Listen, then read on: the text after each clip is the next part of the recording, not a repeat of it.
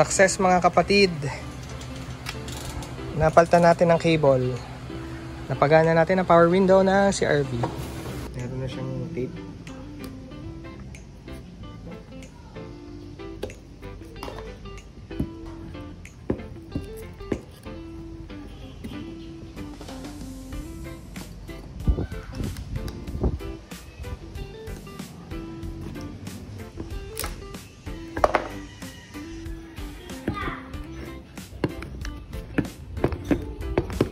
Sikwatin lang to, pry.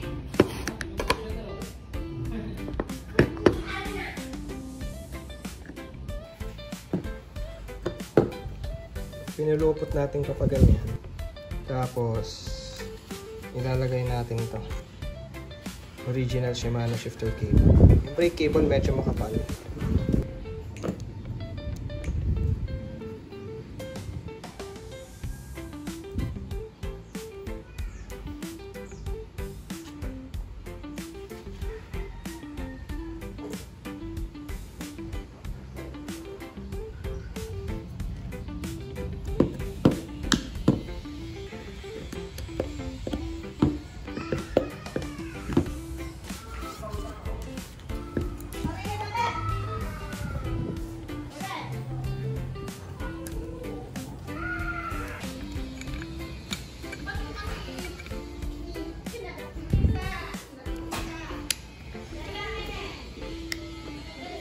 Na-repair na to before, so nakita nating may tape.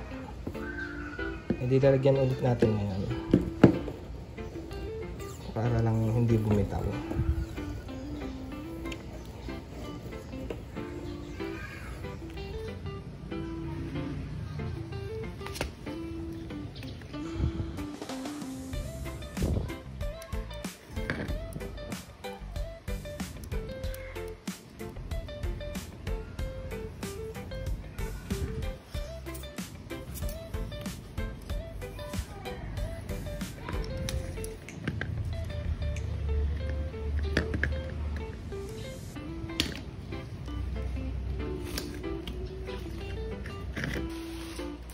Nilagyan natin ng zip tie para mabanot paloob.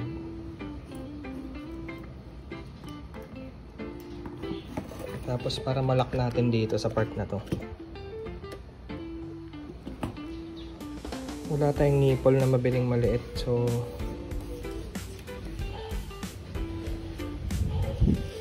yung nabili nating nipple nag-crack, so dinalawa na natin.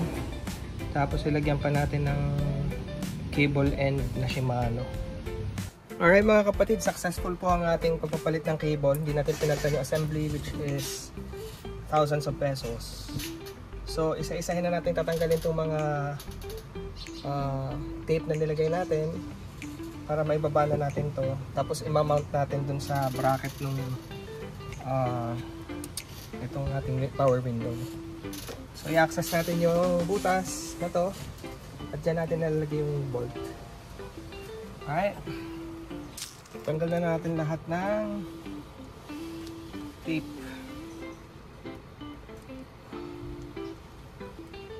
Success mga kapatid. Napalitan natin ang cable. Napagana natin ang power window ng CRV.